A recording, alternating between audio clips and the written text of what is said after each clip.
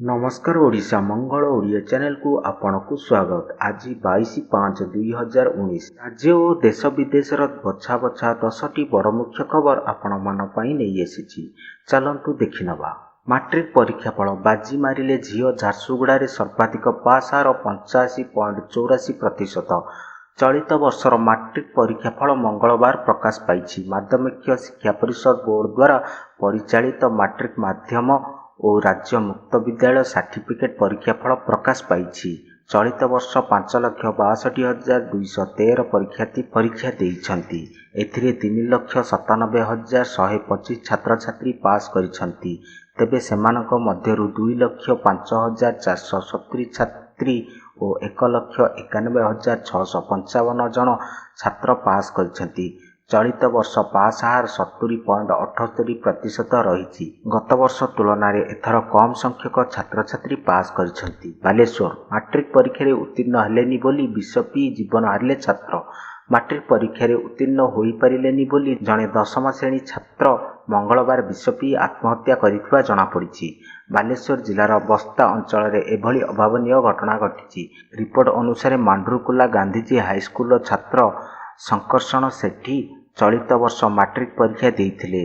पुंडुरुंगी गाँवर बालक वार्षिक परीक्षा रे भल नंबर रखिबे बोली केते आशा रखिथिले एवं कॉलेज रे पढ़िबे बोली योजना करिथिले। ओडिशा माध्यमिक बोर्ड पक्षरु आज सकाळु मैट्रिक परीक्षा फल प्रकाश पाइथिला। रिजल्ट देखि से संपूर्ण रूपे भांगी पड़िथिले। फेल हो जाइथिबारु निजे अपमानित हेबे बोली शेषरे विष पी देइथिले। परिवार लोके तांको गुरुतर अवस्था रे बस्ता गोष्ठी स्वास्थ्य केन्द्र रे भर्ती करथिले। चिकित्साधीन अवस्था रे हॉस्पिटल रे तांको डाक्टर मृत घोषणा करथिले। जून मासरे मैट्रिक सप्लीमेंटरी परीक्षा हो। मैट्रिक परीक्षा प्रकाश पाइला। चलित वर्ष मोट 70.78% छात्र छात्री परीक्षा रे उत्तीर्ण होइछंती। कटक बोर्ड कार्यालय रे विधिवत भाव में फल प्रकाश करिछंती विभागीय सचिव। मिलिथिबा सूचना अनुसार चलित मैट्रिक परीक्षा रे जे माने कृतकार्य होई पारि नाहंती सेमाने पुणी थरे जून मासरे परीक्षा देबे। अर्थात आसंता मासरे मैट्रिक सप्लीमेंटरी परीक्षा हेबो। मे 25 तारिख दिन आंध्रा ओडिशा को बंद रखिया चिट्ठी जारी करिले माओवादी। आज चित्रकोंडा गणमाध्यम को तेलुगु भाषा रे 2 पृष्ठा चिट्ठी जारी करिसंती माओवादी। मे 8 तारिख रे पाडुआ एनकाउंटर को तीव्र निंदा करिसंती। एओबीएसजेडसी आंध्रा ओडिशा बॉर्डर स्वतंत्र जोनाल कमिटीर माओवादी संपादक कमरेड गणेश एही एनकाउंटर रे प्राण हराइथिबा 5 जन माओवादी उद्देश्य रे चलित मास 25 तारिख दिन आंध्रा ओडिशा को बंद रखिबा पई चिट्ठी रे लेखा जाइछि। बात्या विपन्नक सहायता पई 5 कोटी देला हिंदुस्तान पेट्रोलियम। ओडिशार बात्या विपन्नक सहायता पई हाथ बढ़ाइछि राष्ट्रायत्त तैल उद्योग Hindustan petroleum corporation limited. Company पक्षरु मुख्यमंत्री रिलीफ पांठी को 5 कोटी टंका प्रदान करा जाइछि। कंपानीर एलपीजी डिविजन कार्यनिर्वाही निर्देशक राकेश मिश्री आज 5 कोटी टंकार एक चेक राज्य स्वतंत्र रिलीफ कमिशनर विष्णुपद सेठी को प्रदान करिसंती। 15टी जिले में घड़घड़ी सह हल्का वर्षा हेबार संभावना।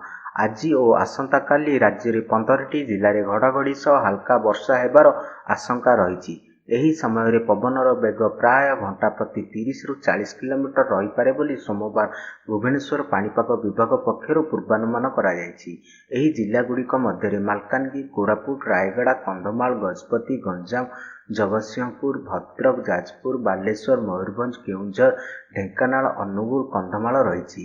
एही जिलार केतक स्थान रे संध्यारे बिजुली और घड़घड़ी सह सामान्य वर्षा हेबार आशंका रही। परिवार चापरे मो निष्पत्ति बदलाइबी नाही निज संपर्क को नहीं एभली मत रखिले दौड़राणी दूती गत वर्ष सुप्रीमकोर्ट समलिंगी संपर्क को आईनगत मान्यता देइथिबा कथा को प्रशंसा करिसंती।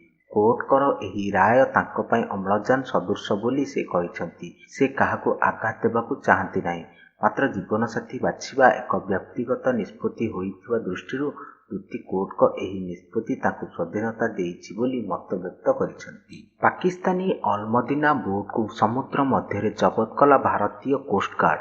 बोट रे 600 कोटीर हिरोइन हेउथिला चोरा चालाण। भारतीय कोस्टगार्ड आज अपराह्न गुजरात उपकूल अलमदीना नामक एक पाकिस्तानी माछधरा बोट को जबत करने सह ता मध्यरु 600 कोटी टंका मूल्यर निषिद्ध मादक द्रव्य को जबत करिछि। ହସ୍ତଗତ ହୋଇଥିବା ଘଟଣାର ରିପୋର୍ଟରୁ ପ୍ରକାଶ ପାକିସ୍ତାନରୁ 100 କିଲୋ ହିରୋଇନ୍ ଅଲମଦିନା ଏକ ମାଛଧରା ବୋଟ୍ରେ ବୋଝେଇ ହୋଇ ଭାରତକୁ ଚୋରାଚାଲାଣ ହେଉଥିବା ନେଇ ସୋମବାର ସନ୍ଧ୍ୟାରେ ଏକ ବିଶ୍ୱସ୍ତ ସୂତ୍ରରୁ ନିର୍ଦ୍ଦିଷ୍ଟ ଖବର ପାଇବା ପରେ ଭାରତୀୟ କୋଷ୍ଟଗାର୍ଡ ଓ ଡାଇରେକ୍ଟୋରେଟ୍ ଅଫ୍ ରେଭିନ୍ୟୁ ଇଣ୍ଟେଲିଜେନ୍ସ ପକ୍ଷରୁ ମିଳିତ ଭାବରେ ଚଢ଼ାଉ କରାଯାଇ ଗୁଜରାଟର ପୋରବନ୍ଦର ଉପକୂଳରୁ ଏହି ପାକିସ୍ତାନୀ ମାଛଧରା ବୋଟ୍କୁ ଜବତ କରିଥିଲେ।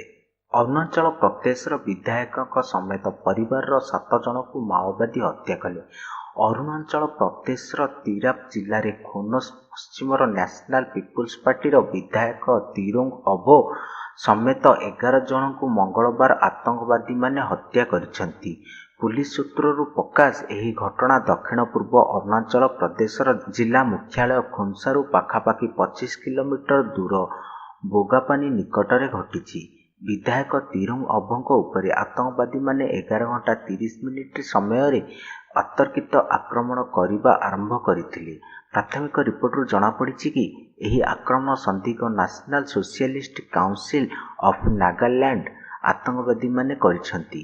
ଏହି ଆକ୍ରମଣରେ ଅଭୋଙ୍କ 6 ଜଣ ପରିବାର ସଦସ୍ୟଙ୍କ ସହ ତାଙ୍କ ପୁଅଙ୍କର ବି ମୃତ୍ୟୁ ଘଟିଥିବା ସୂଚନା ମିଳିଛି।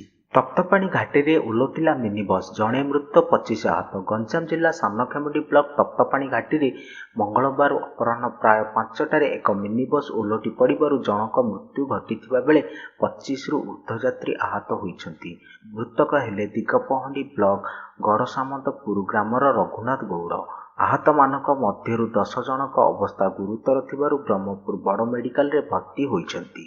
ଆଜିର 10ଟି ବଛା ବଛା ଖବର ଆପଣମାନଙ୍କୁ କେମିତି ଲାଗିଲା ମୋତେ କମେଣ୍ଟ କରି ଜଣାନ୍ତୁ। ରହୁଛି, ନମସ୍କାର।